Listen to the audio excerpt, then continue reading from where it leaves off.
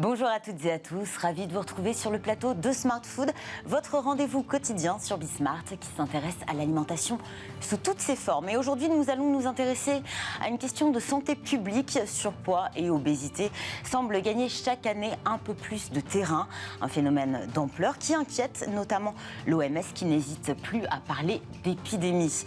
Une maladie qui touche aussi bien les adultes que les adolescents, les enfants et qui soulève de nombreuses questions, des questions auxquelles nous allons tenter de répondre aujourd'hui avec mon invité, le professeur Patrick Tougnan. Bonjour à vous.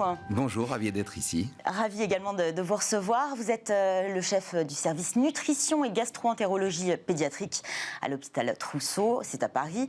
Spécialiste de l'obésité, vous dirigez la formation universitaire obésité de l'enfant et de l'adolescent à la faculté de médecine Pierre et Marie Curie. Je le disais, l'Organisation mondiale de la santé alerte. En Europe, 59% des adultes, près d'un enfant sur 3, sont en surpoids ou obèses aujourd'hui. L'OMS qui s'inquiète, qui alerte et qui assimile l'obésité à une véritable pandémie. Est-ce qu'on peut vraiment parler de fléau aujourd'hui ? Vous savez, on sort d'une pandémie, tout le monde le sait, la pandémie s'arrête et donc bêtement on repart sur une pandémie d'obésité. Moi ça fait 32 ans que je m'intéresse à l'obésité, ça fait 32 ans qu'on parle de pandémie. Remettons les choses en place. En France, parce que c'est le pays qui nous intéresse, et dans tous les autres pays industrialisés, États-Unis compris, la prévalence, c'est-à-dire la proportion d'enfants et d'adolescents obèses ne croît plus depuis le début du siècle. Donc, a peut-être eu une épidémie au siècle dernier. Maintenant, c'est arrêté. Chez l'adulte, nous avons fait l'étude OBEPI avec la Ligue contre l'obésité. Et en 2012, il y avait 47,3% d'adultes en surpoids et obèses en France. En 2020, 8 ans plus tard, 47,3%. Ça n'a donc pas bougé pour une épidémie. On a vu avec l'épidémie de Covid que ça allait beaucoup plus vite. Donc non, dans les pays industrialisés, il n'y a plus d'épidémie. Alors pourquoi l'OMS parle de ça ? C'est ça, le rapport date de début mai. Tout à fait. Parce qu'il n'y a pas que des pays très industrialisés en Europe. Il y a des pays en voie de développement, notamment à l'est de l'Europe. Et là, il est possible que l'obésité, la prévalence de l'obésité, donc la proportion d'enfants et d'adultes obèses, surtout d'adultes, augmente, tout simplement parce que pour être obèse, il faut deux choses. Un, une prédisposition génétique. Tout le monde ne peut pas devenir obèse. Donc on ne devient pas obèse, on est potentiellement obèse. Absolument. C'est exactement ça. On a été obèse avec un potentiel d'obésité. Ensuite, il y a des facteurs déclenchants. Et parmi les facteurs déclenchants, il y a bien sûr la nourriture.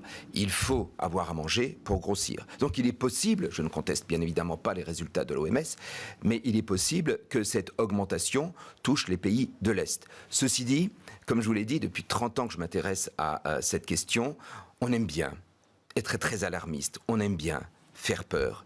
Et je pense que autant chez l'adulte, il y a des complications liées à l'obésité, le diabète qu'on connaît, les maladies cardiovasculaires, le cancer. Autant chez l'enfant, c'est un problème surtout psychosocial. Oui, c'est ce que j'allais vous dire, il y a une maladie presque invisible, c'est la souffrance engendrée par le regard de l'autre. On a du mal à accepter effectivement le surpoids, l'obésité, c'est lié à quoi ?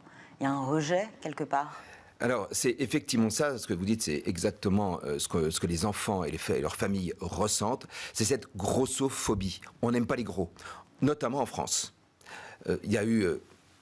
On voit dans les journaux, on voit des femmes et maintenant des hommes qui sont extrêmement fins. Et l'image de l'obèse, c'est, notamment l'enfant, je suis pédiatre, l'enfant qui est laxiste, qui est tout le temps assis sur son canapé, qui regarde la télé, qui boit du soda, qui va au fast-food, qui n'a aucune volonté. C'est cette image-là qu'on donne à l'obésité. Manque de motivation, exactement. pas assez d'activité physique. Exactement. Alors que encore une fois, c'est une injustice de la nature. C'est-à-dire que c'est une prédisposition génétique qui fait que certains individus deviennent obèses, j'allais dire en regardant un gâteau, alors que les autres qui le mangent restent minces. Et c'est ce message que j'aimerais faire passer pour mes patients et leurs familles. Il faut changer le regard qu'on a sur ces obèses. C'est pas, encore une fois, des laxistes et des fainéants. C'est des gens qui n'ont pas de chance d'avoir une prédisposition génétique et qui luttent contre ça toute leur vie. J'aimerais juste qu'on revienne sur un point avec vous, la différence entre le surpoids et l'obésité. À partir de quel moment on peut parler d'obésité ? Alors chez l'adulte, c'est une question de chiffres. C'est l'IMC, l'indice de masse corporelle, c'est le poids en kilos divisé par la taille en mètres au carré. Donc les gens peuvent faire le petit calcul. À partir de 25... Et on a des tranches, effectivement, des fourchettes. Exactement. C'est-à-dire qu'à partir de 25, on parle de surpoids, et à partir de 30, on parle d'obésité. Ça, c'est pour l'adulte. Chez l'enfant, il faut se référer à des courbes, parce que l'IMC, les limites entre surpoids et obésité, varient avec l'âge et le sexe, d'ailleurs. Vous parlez de prédisposition génétique. Vous êtes le chef du service nutrition et gastro-entérologie pédiatrique de l'hôpital Trousseau. On a souvent parlé du rôle du microbiote, cette colonie de bactéries qui est installée dans notre système digestif. Il peut y avoir un lien, effectivement, avec une potentiel risque de développer une obésité, que ce soit lorsqu'on est enfant ou à l'âge adulte. Alors c'est une question importante, vous avez raison. On parle beaucoup de microbiote, il y a des livres qui font des best-sellers, mais revenons à la vraie science. On a la chance d'ailleurs d'avoir dans notre université des très grands noms du microbiote. Ce qui est certain, c'est que le microbiote intestinal des obèses, qu'ils soient enfants ou adultes, est différent de celui des non-obèses. Maintenant, est-ce que c'est une cause d'obésité? Est-ce que ça participe à la survenue de l'obésité? Est-ce que ça n'est qu'une conséquence de l'obésité? Est-ce que c'est en lien avec les complications de l'obésité? Est-ce que c'est tout ça en même temps? Aujourd'hui, sincèrement, on ne peut pas répondre à cette question quand on est scientifiquement solide. Donc, oui, le microbiote intestinal est différent. Maintenant, quel est son rôle exact? Je crois qu'il faut être extrêmement prudent quand on répond à cette question. Je sais que beaucoup ne le sont pas, mais revenons à la vraie science. On parle aujourd'hui de l'obésité infantile. Est-ce qu'on peut diagnostiquer une obésité chez l'enfant? Ou il est trop tôt? Alors oui, bien sûr, on peut, puisque c'est une question de chiffres. Mais le point important... Un enfant obèse ne sera pas forcément un adulte obèse? Absolument. Il faut savoir que 80% des enfants gros avant 2 ans ne le resteront pas, c'est une évolution spontanée, et 60% avant 5 ans. Par contre, à partir de 6 ans, et surtout à partir de 10 ans, 75% des enfants gros le resteront. On a une courbe de croissance, j'imagine, aussi à suivre. J'imagine que la prise en charge, elle est différente si l'on est un enfant. Il y a des erreurs à ne pas commettre, j'imagine, un régime strict. Alors, faut voir s'il y a une demande. C'est-à-dire que dans certaines cultures, dans certaines familles, on est content d'avoir un enfant gros. Et là, il ne faut rien faire. J'insiste là-dessus parce que beaucoup de messages inverses arrivent. N'importe comment, même si on faisait quelque chose, la famille n'étant pas motivée, l'enfant n'étant même pas au courant de ce qui se passe, on n'a aucune chance de réussir. Par contre, s'il y a une demande de la famille, même chez des enfants très très jeunes, puisque c'est votre question, oui, il va falloir faire quelque chose. Et faire quelque chose, c'est-à-dire essayer de limiter ce qu'ils mangent. Donc, on a très peur du mot régime, mais soyons très clairs. Régime, ça veut dire quoi? Ça veut dire modifier son alimentation. Oui, c'est pas forcément des restrictions. Et modifier son alimentation pour se restreindre. On n'a pas le choix. Pour maigrir, il faut faire un régime restrictif. Modifier son alimentation. L'apport en fonction des dépenses énergétiques. Et surtout de la faim. C'est-à-dire qu'il faut que l'enfant mange moins que sa faim ne leur donne. Et c'est ça qui est compliqué. C'est difficile quand on est enfant et en pleine croissance. Extrêmement difficile parce que les enfants ont faim, on les limite. Les enfants ont faim, ils réclament, ils ne comprennent pas pourquoi on ne leur donne pas à manger alors qu'ils ont faim, surtout les plus jeunes.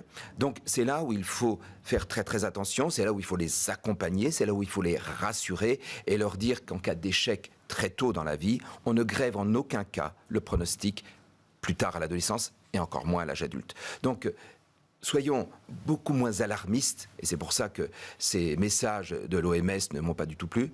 Soyons beaucoup moins alarmistes et regardons les obèses autrement. J'imagine que cette étude va vous sembler aussi, vous a semblé alarmiste, menée auprès de la quasi-totalité des enfants de 4 ans du Val-de-Marne. Étude qui montre que la part des petits en surpoids et en obésité a augmenté entre 2020 et 2021, lors de la crise due au Covid-19. Est-ce qu'on doit vraiment s'en inquiéter ?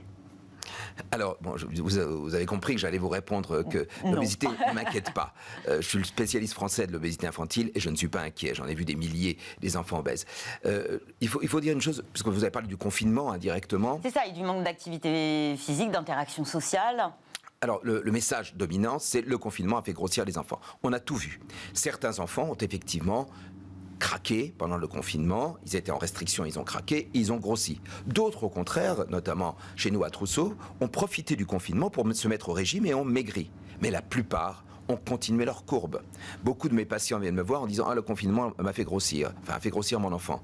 Je montre la courbe et je leur montre que la pente de la courbe n'a absolument pas changé. Donc, encore une fois, on veut faire beaucoup de spectacles autour de l'obésité et c'est les familles d'obèses qui en pâtissent. Il y a deux facteurs de risque à l'augmentation du surpoids et de l'obésité chez l'enfant, en tout cas relevés dans l'étude. D'une part, être une fille. D'autre part, être dans une école en zone d'éducation prioritaire et prioritaire plus. Donc, est-ce que les filles ont vraiment un risque accru et est-ce que l'obésité touche de manière inégale les milieux sociaux? Alors, les filles n'ont pas... Ça prouve donc que cette étude... Vous savez, j'ai lu des centaines d'études et parfois c'est les filles, parfois... Absolument. Parfois c'est les filles, parfois c'est les garçons. Non, les filles comme les garçons sont au même niveau. Maintenant, il y a plus d'obèses dans les zones défavorisées. Mais ça n'est pas la pauvreté qui rend obèse, c'est l'obésité qui rend pauvre. Je m'explique, la discrimination socio-économique dont sont victimes les obèses à l'adolescence et surtout à l'âge adulte, et notamment les femmes, les pousse vers les couches défavorisées de la population.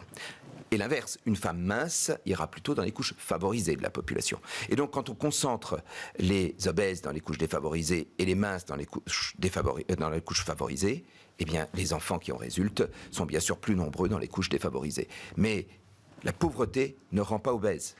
C'est l'obésité qui rend pauvre. Avant de nous quitter, professeur Patrick Tougnan, j'aimerais qu'on revienne avec vous sur la prévention. Est-ce que la prévention est importante? On parle de l'éducation alimentaire, de l'éducation physique et sportive. Est-ce que c'est à l'école de jouer ce rôle et est-ce que ça fonctionne? Merci de me poser cette question. Depuis 1960, j'entends les mêmes choses autour de la prévention. Non, la prévention est totalement inefficace, qu'elle soit faite à l'école, qu'elle soit faite à la télé. Ça ne marche absolument pas, et ceci d'autant plus que l'enfant est jeune. Donc, je prône depuis des décennies un arrêt de cette prévention. Et l'argent qui est gaspillé dans cette prévention, qui encore une fois est totalement inefficace, devrait plutôt aller vers l'information pour qu'on ait un autre regard des familles d'obèses. On devient obèse parce qu'on a une prédisposition génétique et non pas parce qu'on est un laxiste. Alors quel type d'informations on pourrait justement transmettre sur les familles concernées? Eh bien, de changer le regard, de ne pas les regarder en disant c'est un fainéant, il n'a aucune volonté, il n'y arrive pas, il n'a qu'à mieux manger, il n'a qu'à pas aller au fast-food, il n'y a qu'à faucon.